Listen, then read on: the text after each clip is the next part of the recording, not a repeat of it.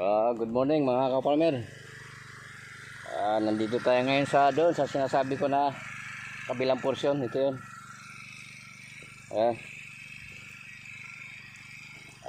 Rambutan. Magka-alternate po yung rambutan saka yung yung kakao. Ayan. So ito ngayon yung kasalukuyan pinapalinis natin. Ayan. So dito muna ginamit yung natin, yung grass cutter.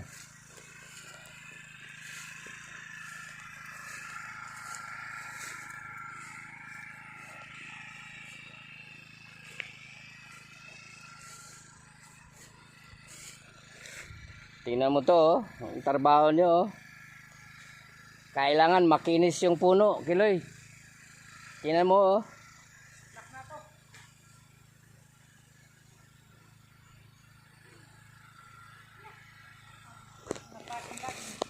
Akin ang kalawit mo, hindi pala ito marunong pa.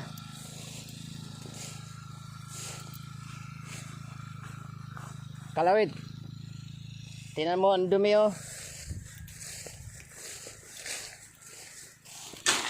Tsaka may mga nakadikit pa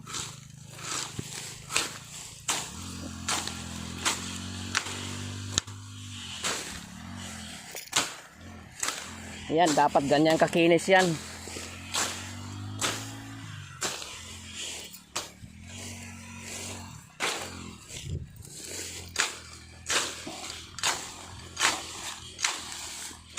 Yan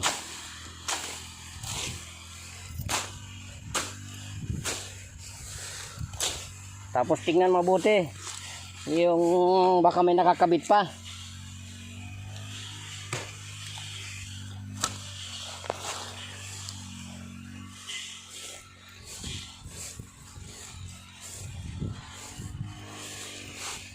Yan.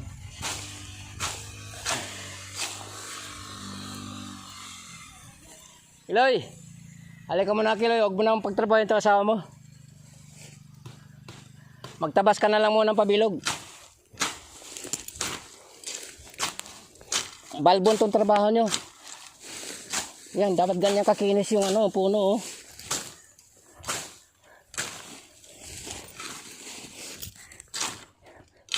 Ayaw ko yung minamadali ang trabaho. Itago mo muna yung kaskate mo doon.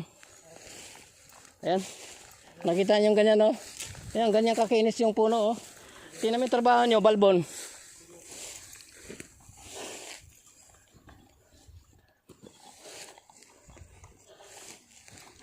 Isilong mo yung gasolina para hindi yan maarawan.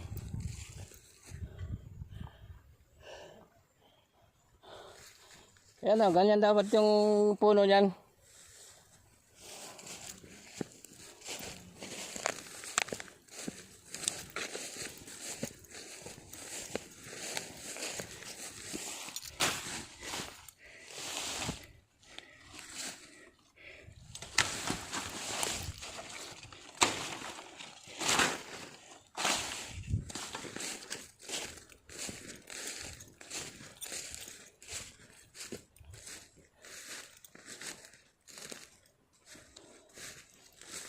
Ito kalawit.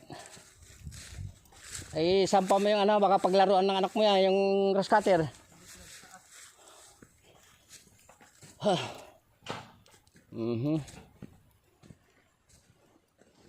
Kalawit ko.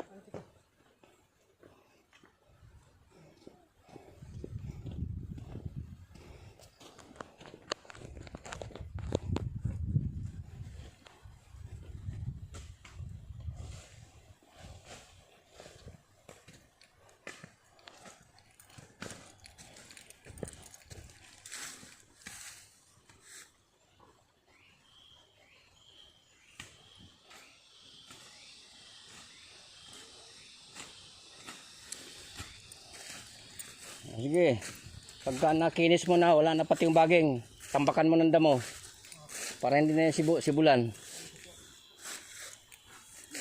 Kunin mo yung damo, yung mga damo, itambak mo sa puno.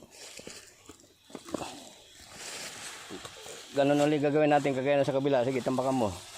Puno-puno, tsagain.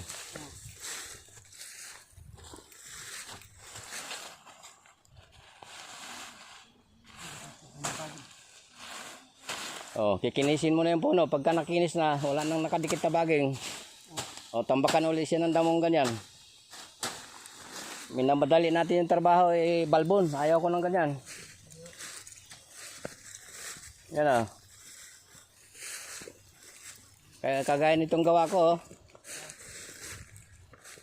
ihataw yung kalawit. Ay ano, para epektibo yung kalawit mo, asain mo. Matalas.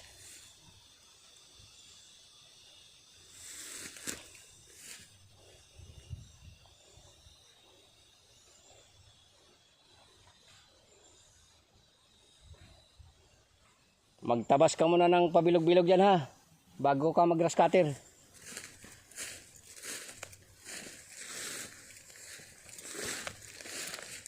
Ayan o, puro balbon yung trabaho nyo o. Ayan o.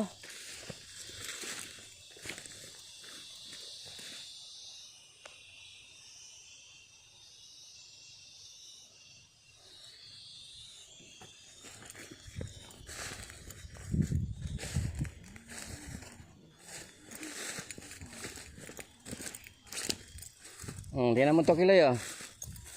Tinan mo nakagapos pa. Halika rito. Tinan mo to.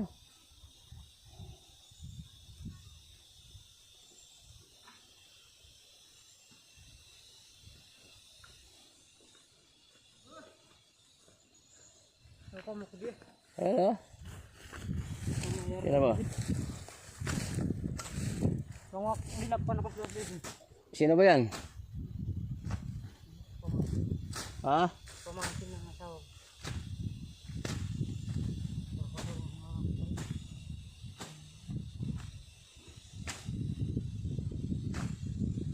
Ibig sabihin, pamangkin ni John to.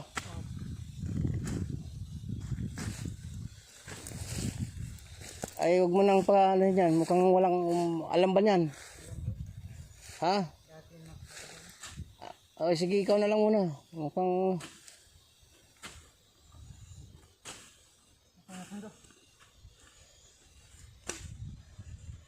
Oh, bago tambakan mo sa puno.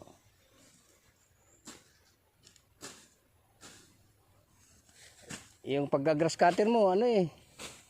Masyadong mahaba yung ano eh.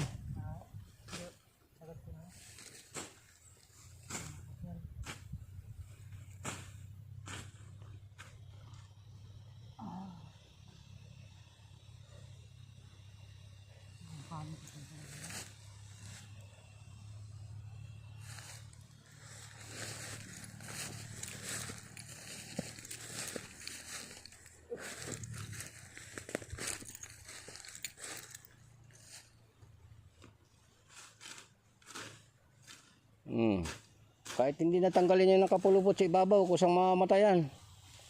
Tapos tambakan ngayon.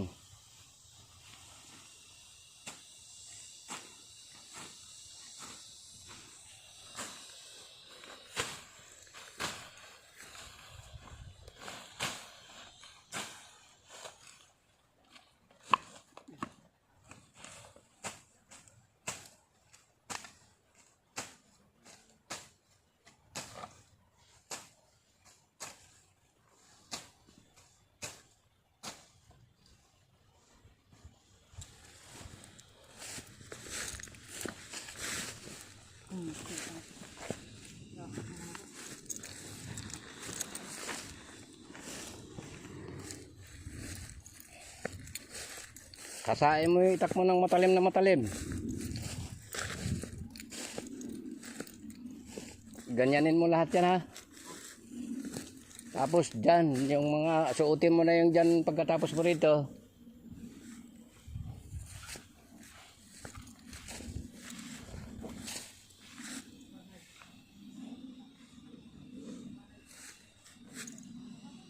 Ay, mga kaparmer. Medyo talagang ano eh. Pagdating ko pa lang ano eh. Ka-stress kagad. Kasi mga bagong tauhan to. Hindi pa talagang ano, yung marunong. Kaya medyo mabigat pagka mga tauhan natin laging bago. Ito kasing mga katutubo,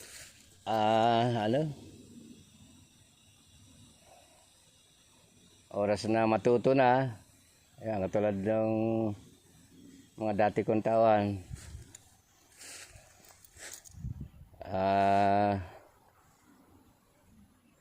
Pagka medyo nahirapan na,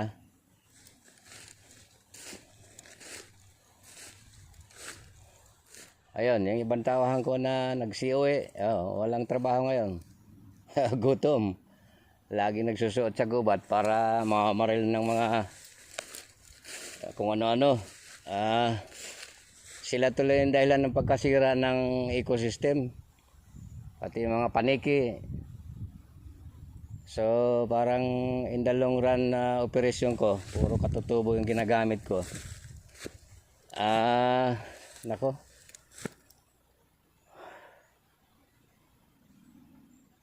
Hindi mo sila makitaan ng tiyaga. Tsaka pagka wala ka, ayan, madalas nako.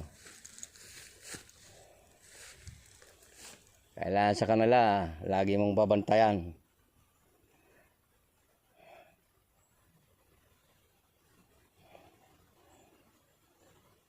Pero kanya nga, mga ganyan sana yung matutulungan natin kasi nakikita natin yung buhay nila. Sana, yun nga, makatulong tayo para mabago yung kanilang sistema.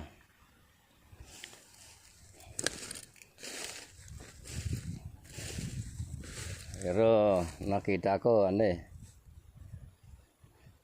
sana itong dalawang ito,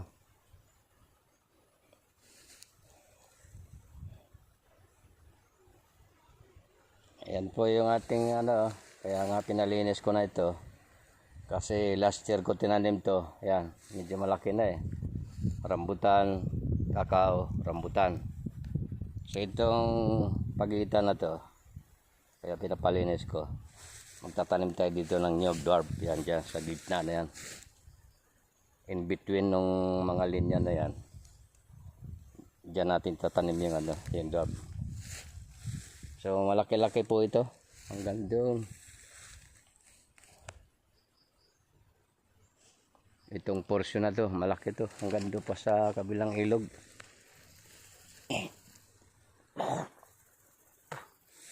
Nahirap din pagka malaki ang lupa. Malaking responsibility para i-develop. Sige mga kapartner, hanggang dito na lang. At next update naman. Basta ito puro farming muna tayo ngayon. Doon sa mga cottage, pasensya na kayo. Dito muna tayo sa farming operation. Pero pagdating siguro ng summer, meron tayong exploration. Tsaka siguro mag-operation din kung magkaroon tayo ng budget para doon. Sige po, maraming salamat sa atin. At magandang araw ng linggo sa atin. God bless po.